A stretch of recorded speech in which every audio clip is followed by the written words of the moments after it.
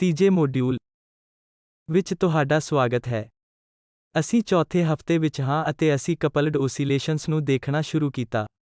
ਅਤੇ ਅਸੀਂ ਉਸ ਪੁਆਇੰਟ ਤੱਕ ਪਹੁੰਚ ਗਏ ਸੀ ਜਿੱਥੇ ਅਸੀਂ ਕਪਲਡ ਓਸੀਲੇਟਰਸ ਦੇ ਸੋਲਿਊਸ਼ਨ ਨੂੰ ਦੇਖਿਆ ਅਤੇ ਅਸੀਂ ਸਮਝਿਆ ਕਿ ਤੁਸੀਂ ਕੋਆਰਡੀਨੇਟ ਸਿਸਟਮ ਵਿੱਚ ਤਬਦੀਲੀ ਕਰ ਸਕਦੇ ਹੋ, ਜਿਸ ਵਿੱਚ ਸੋਲਿਊਸ਼ਨ ਬਹੁਤ ਆਸਾਨ ਹੋ ਜਾਂਦਾ ਹੈ। ਤਾਂ ਅਸੀਂ ਜੋ ਕਰ ਰਹੇ ਹਾਂ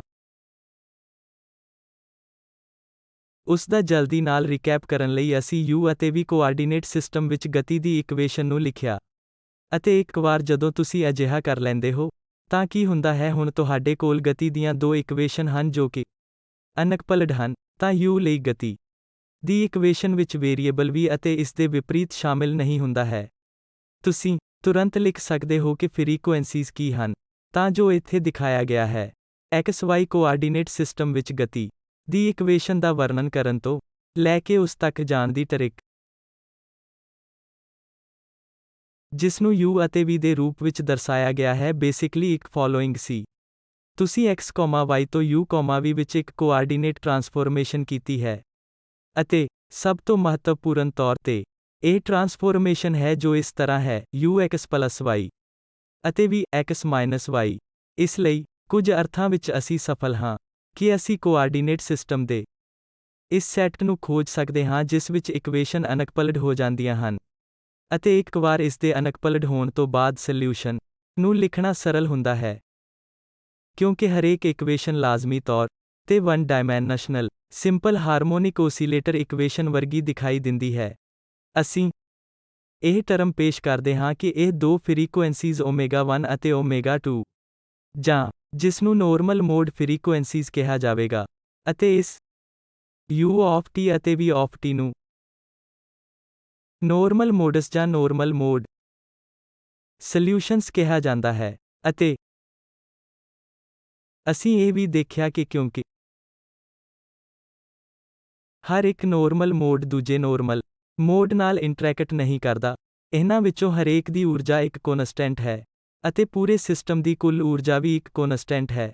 ਜਦੋਂ ਕਿ ਜੇਕਰ ਤੁਸੀਂ ਇਸ ਨੂੰ XY ਕੋਆਰਡੀਨੇਟ ਸਿਸਟਮ ਦੇ ਦ੍ਰਿਸ਼ਟੀਕੋਣ ਤੋਂ ਦੇਖਦੇ ਹੋ, ਤਾਂ ਤੁਸੀਂ ਵੇਖੋਗੇ ਕਿ X ਲਈ ਗਤੀ ਦੀ ਇਕੁਏਸ਼ਨ ਵਿੱਚ Y ਸ਼ਾਮਿਲ ਹੈ ਅਤੇ ਵਾਇਸ ਵਰਸਾ, ਇਸ ਲਈ ਇੰਡੀਵਿਜੂਅਲ ਐਨਰਜੀਜ਼ ਕਨਜ਼ਰਵਡ ਨਹੀਂ ਹਨ, ਪਰ ਵਿਸ਼ੇਸ਼ ਤਰੀਕੇ ਨਾਲ ਕੁੱਲ ਊਰਜਾ ਗਤੀ ਦਾ ਇੱਕ ਕੋਨਸਟੈਂਟ ਹੈ। ਇਸ ਬੈਕਗ੍ਰਾਉਂਡ ਦੇ ਨਾਲ ਆਓ ਅੱਜ ਇਸ ਨੂੰ ਆਮ ਤੌਰ ਤੇ ਹੱਲ ਕਰਨ ਦਾ ਤਰੀਕਾ ਦੇਖੀਏ।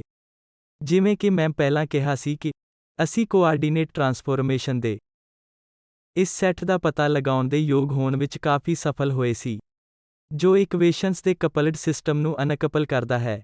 ਪਰ ਇਸ ਗੱਲ ਦੀ ਕੋਈ ਗਾਰੰਟੀ ਨਹੀਂ ਹੈ ਕਿ ਉਹੀ ਕੋਆਰਡੀਨੇਟ ਟਰਾਂਸਫੋਰਮੇਸ਼ਨ ਕਿਸੇ ਵੀ ਹੋਰ ਕਪਲਡ ਪ੍ਰੋਬਲਮ ਲਈ ਕੰਮ ਕਰਨਗੇ। ਆਮ ਤੌਰ ਤੇ ਤੁਹਾਨੂੰ ਹਰ ਵਾਰ ਕੋਆਰਡੀਨੇਟ ਟਰਾਂਸਫੋਰਮੇਸ਼ਨ ਦਾ ਇੱਕ ਵੱਖਰਾ ਸੈੱਟ ਪਤਾ ਕਰਨ ਦੀ ਲੋੜ ਹੁੰਦੀ ਹੈ ਜੋ ਅਨਕਪਲ ਕੀਤਾ ਜਾਵੇਗਾ, ਬਸ਼ਰਤੇ ਇਹ ਮੌਜੂਦ ਹੋਵੇ। ਇਸ ਲਈ ਇੱਥੇ ਅਸੀਂ ਇਹ ਕਰਨ ਜਾ ਰਹੇ ਹਾਂ ਕਿ ਇਹਨਾਂ ਵਿਸ਼ੇਸ਼ ਕਿਸਮਾਂ ਦੇ ਕੋਆਰਡੀਨੇਟ ਸਿਸਟਮਸ ਦੀ ਖੋਜ ਵਿੱਚ ਅੰਦਾਜ਼ਾ ਲਗਾਉਣਾ ਜਾਂ ਸਫਲ ਹੋਣਾ ਨਹੀਂ ਹੈ। ਅਸੀਂ ਇੱਕ ਯੋਜਨਾਬੱਧ ਤਰੀਕਾ ਲਿਖਾਂਗੇ ਜਿਸ ਦੁਆਰਾ ਅਸੀਂ ਅਸਲ ਵਿੱਚ ਇਸ ਨੂੰ ਪ੍ਰਾਪਤ ਕਰ ਸਕਦੇ ਹਾਂ। ਆਓ ਅਸੀਂ ਉਸੇ ਸਿਸਟਮ ਨਾਲ ਜਾਰੀ ਰੱਖੀਏ ਜਿਸ ਦੀ ਅਸੀਂ ਵਰਤੋਂ ਕਰ ਰਹੇ ਹਾਂ, ਜਿਸ ਵਿੱਚ ਦੋ ਪੈਂਡੂਲਮ ਇੱਕ ਸਪਰਿੰਗ ਦੁਆਰਾ ਜੁੜੇ ਹੋਏ ਹਨ। ਅਤੇ ਮੇਰੇ ਕੋਲ ਇੱਥੇ ਦੋ ਇਕੁਏਸ਼ਨ ਹਨ। ਹੁਣ ਮੈਂ ਇਸ ਨੂੰ ਸਾਡੇ ਦੁਆਰਾ ਕੀਤੇ ਗਏ ਤਰੀਕੇ ਨਾਲੋਂ ਵੱਖਰੇ ਤਰੀਕੇ ਨਾਲ ਹੱਲ ਕਰਨ ਜਾ ਰਿਹਾ ਹਾਂ। ਮੈਂ ਤਰਜੀਹੀ ਤੌਰ ਤੇ ਇਹਨਾਂ ਕੋਆਰਡੀਨੇਟਸ ਦੇ ਮੈਜੀਕਲ ਸੈੱਟ ਨੂੰ ਪੇਸ਼ ਨਹੀਂ ਕਰਾਂਗਾ। ਮੇਰਾ ਸਟਾਰਟਿੰਗ ਪੁਆਇੰਟ ਇਹ ਅਜ਼ੰਪਸ਼ਨ ਹੈ ਕਿ ਜੋ ਵੀ ਫ੍ਰੀਕੁਐਂਸੀ ਹੋਵੇ ਜਿਸ ਨਾਲ ਸਾਰਾ ਸਿਸਟਮ ਓਸੀਲੇਟ ਕਰ ਰਿਹਾ ਹੈ, ਇਹ ਇੱਕ ਪਾਰਟਿਕੂਲਰ ਫ੍ਰੀਕੁਐਂਸੀ ਨਾਲ ਕਰ ਰਿਹਾ ਹੈ। ਮੈਨੂੰ ਇਸ ਦੀ ਵਿਆਖਿਆ ਕਰਨ ਦਿਓ, ਪਰ ਪਹਿਲਾਂ ਸੋਲਿਊਸ਼ਨ ਲਿਖ ਕੇ ਜੋ ਮੈਂ ਮੰਨਣ ਜਾ ਰਿਹਾ ਹਾਂ।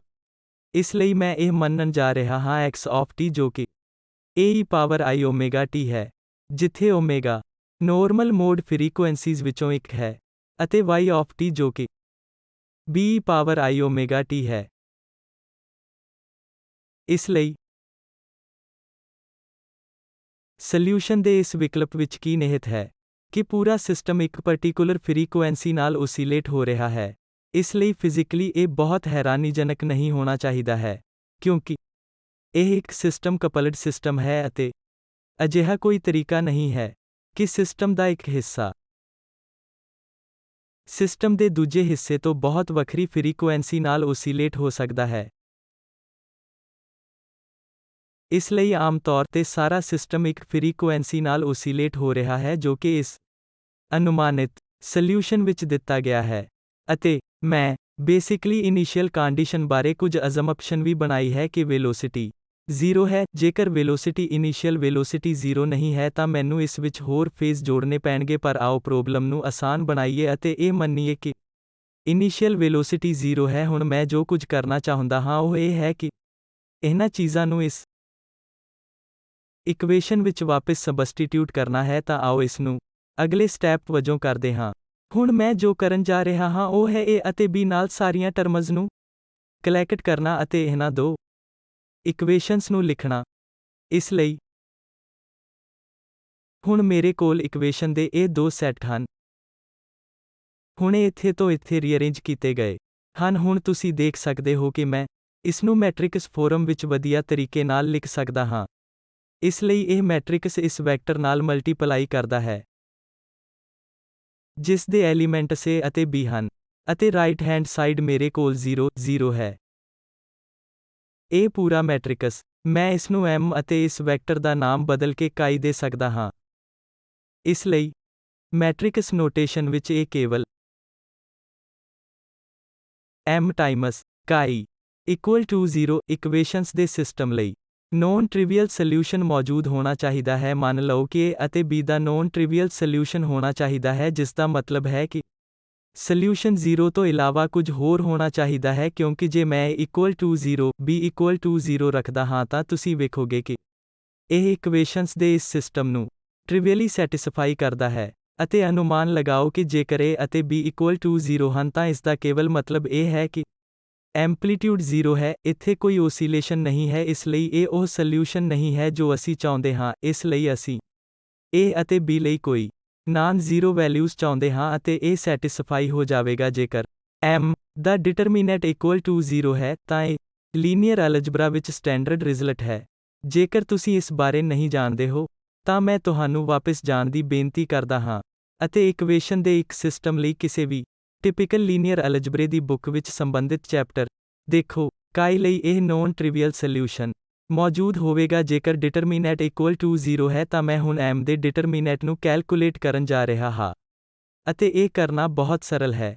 ਇਸ ਲਈ ਮੈਂ M ਦੇ ਡਿਟਰਮੀਨੈਂਟ ਲਈ ਐਕਸਪ੍ਰੈਸ਼ਨ ਲਿਖਿਆ ਹੈ ਅਤੇ ਇਹ ਇਕੁਅਲ ਟੂ 0 ਸੈੱਟ ਕੀਤਾ ਗਿਆ ਹੈ ਅਤੇ ਮੈਨੂੰ ਇਸ ਨੂੰ ਸਿਰਫ ਉਸ ਅਗਿਆਤ ਲਈ ਹੱਲ ਕਰਨ ਦੀ ਲੋੜ ਹੈ ਜੋ ਇਸ ਇਕੁਏਸ਼ਨ ਵਿੱਚ ਓਮੇਗਾ ਹੈ। ਇਸ ਲਈ ਅਸੀਂ ਜਾਣਦੇ ਹਾਂ ਕਿ ਓਮੇਗਾ 0 ਕੀ ਹੈ, ਅਸੀਂ ਜਾਣਦੇ ਹਾਂ ਕਿ ਓਮੇਗਾ S ਕੀ ਹੈ। ਮੈਨੂੰ ਸਿਰਫ ਅਗਿਆਤ ਫ੍ਰੀਕੁਐਂਸੀਜ਼ ਦਾ ਪਤਾ ਲਗਾਉਣ ਦੀ ਜ਼ਰੂਰਤ ਹੈ ਜਿਸ ਨਾਲ ਮੈਂ ਆਪਣੀ ਪ੍ਰੋਬਲਮ ਸ਼ੁਰੂ ਕੀਤੀ ਸੀ। ਇਸ ਲਈ ਇਹ ਇੱਕ ਰਿਜ਼ਲਟ ਹੈ।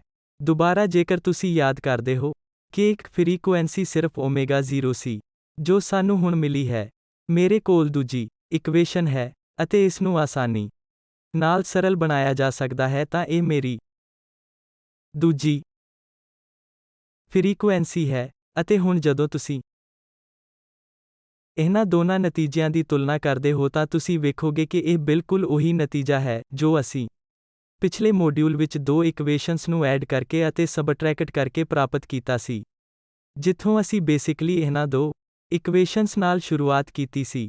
ਪਰ ਹੁਣ ਪੂਰੀ ਤਰ੍ਹਾਂ ਫਿਜ਼ੀਕਲ ਮੋਟੀਵੇਸ਼ਨ ਤੇ ਆਧਾਰਿਤ ਹੈ ਕਿ ਸਾਰਾ ਸਿਸਟਮ ਇੱਕ ਸਿੰਗਲ ਫ੍ਰੀਕੁਐਂਸੀ ਨਾਲ ਓਸੀਲੇਟ ਹੋ ਜਾਵੇਗਾ। ਬਸ ਇਹ ਮੰਨ ਲਓ ਕਿ ਸੋਲਿਊਸ਼ਨ X ਅਤੇ Y ਕੰਪੋਨੈਂਟ ਲਈ ਪਾਵਰ I ਓਮੇਗਾ T ਜਾਂ amplitude Times power I omega T ਦੇ ਰੂਪ ਵਿੱਚ ਹਨ। ਅਤੇ ਫਿਰ ਕੰਪਿਊਟ ਕਰੋ x.x ਵਾਪਸ ਬਦਲਿਆ ਗਿਆ ਹੈ ਅਤੇ ਮੰਗ ਕਰਦਾ ਹੈ ਕਿ A ਅਤੇ B ਤੁਹਾਨੂੰ ਨੌਨ ਟ੍ਰਿਵੀਅਲ ਸੋਲਿਊਸ਼ਨ ਦੇਣ। ਤਾਂ ਦੁਬਾਰਾ ਤੁਹਾਡੇ ਕੋਲ ਦੋ ਪੋਸੀਬਲ ਨੋਰਮਲ ਮੋਡ ਫ੍ਰੀਕੁਐਂਸੀ ਹੋਣਗੀਆਂ ਜੋ ਬਿਲਕੁਲ ਉਸ ਰਿਜ਼ਲਟ ਨਾਲ ਮੇਲ ਖਾਂਦਾ ਹੈ ਜੋ ਸਾਨੂੰ ਪਹਿਲਾਂ ਮਿਲਿਆ ਸੀ। ਅਤੇ ਅੰਤ ਵਿੱਚ ਇਸ ਨੂੰ ਸਮਾਪਤ ਕਰਨ ਤੋਂ ਪਹਿਲਾਂ ਕੋਈ ਪੁੱਛ ਸਕਦਾ ਹੈ ਕਿ ਅਸੀਂ ਇਸ ਤਰ੍ਹਾਂ ਦੇ ਕਪਲਡ ਓਸੀਲੇਟਰਸ ਨੂੰ ਕਿੱਥੇ ਦੇਖ ਰਹੇ ਹਾਂ।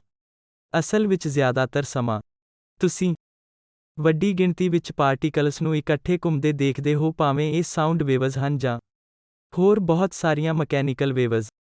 ਖਾਸ ਤੌਰ ਤੇ ਉਦਾਹਰਣ ਲਈ ਕੋਈ ਸਧਾਰਨ ਉਦਾਹਰਣਾਂ ਬਾਰੇ ਸੋਚ ਸਕਦਾ ਹੈ। ਜਿਵੇਂ ਕਿ ਕਾਰਬਨ ਡਾਈਆਕਸਾਈਡ ਮੋਲੀਕਿਊਲ। ਮੰਨ ਲਓ ਕਿ ਇਹ ਇੱਕ ਕਾਰਬਨ ਮੋਲੀਕਿਊਲ ਹੈ ਅਤੇ ਇੱਥੇ ਆਕਸੀਜਨ ਮੋਲੀਕਿਊਲ ਹੋ ਸਕਦਾ ਹੈ। ਬੇਸ਼ੱਕ, ਇੱਥੇ ਕੋਈ ਸਪਰਿੰਗ ਨਹੀਂ ਹੈ, ਪਰ ਇਹ ਪੋਟੈਂਸ਼ੀਅਲ ਹੈ ਜੋ ਉਹਨਾਂ ਨੂੰ ਇਕੱਠੇ ਰੱਖਣ ਲਈ ਜ਼ਿੰਮੇਵਾਰ ਹੈ, ਅਤੇ ਉਹਨਾਂ ਵਿੱਚੋਂ ਹਰ ਇੱਕ ਓਸੀਲੇਟਿੰਗ ਹੋ ਸਕਦਾ ਹੈ। ਇਸ ਲਈ, ਇਹ ਇੱਕ ਕਪਲਡ ਓਸੀਲੇਸ਼ਨਸ ਦੀ ਇੱਕ ਉਦਾਹਰਣ ਹੈ ਅਤੇ ਅਸਲ ਵਿੱਚ, ਇਸ ਕੇਸ ਵਿੱਚ ਤੁਹਾਡੇ ਕੋਲ 3 ਪਾਰਟੀਕਲ ਹਨ, ਇੱਕ ਕਾਰਬਨ ਐਟਮ, 2 ਆਕਸੀਜਨ ਐਟਮ ਹਨ। ਸਿਧਾਂਤ ਵਿੱਚ ਤੁਹਾਡੇ ਕੋਲ 3 ਨੋਰਮਲ ਮੋਡ ਅਤੇ 3 ਨੋਰਮਲ ਮੋਡ ਫ੍ਰੀਕੁਐਂਸੀਜ਼ ਹਨ। ਇਹ ਉਹ ਹੈ ਜਿਸ ਨੂੰ ਤੁਸੀਂ ਆਮ ਤੌਰ ਤੇ ਸੌਰਟ ਕਰ ਸਕਦੇ ਹੋ। ਅਸੀਂ ਦੇਖਿਆ ਕਿ ਜਦੋਂ ਸਾਡੇ ਕੋਲ ਇੱਕ ਸਪਰਿੰਗ ਦੁਆਰਾ 2 ਪੈਂਡੂਲਮ ਕਪਲਡ ਕੀਤੇ ਸਨ, ਕਿਉਂਕਿ ਤੁਹਾਡੇ ਕੋਲ ਅੰਤ ਵਿੱਚ 2 ਪਾਰਟੀਕਲ ਸਨ ਅਤੇ ਅਸੀਂ 2 ਨੋਰਮਲ ਮੋਡ ਅਤੇ 2 ਨੋਰਮਲ ਮੋਡ ਫ੍ਰੀਕੁਐਂਸੀ ਦੇ ਨਾਲ ਸਮਾਪਤ ਕੀਤਾ।